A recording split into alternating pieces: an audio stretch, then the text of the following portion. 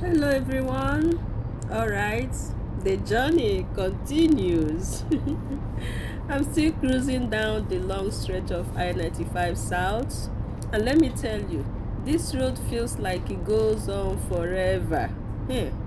But don't worry, I'm not losing track. My GPS just gave me the heads up. In about 2 miles, I'll be switching gears and heading towards I-278 West on my way to Elizabeth. Stay tuned, folks, as I keep this adventure rolling, one road at a time. I'll bring you along for a ride. Catch you in the next clip.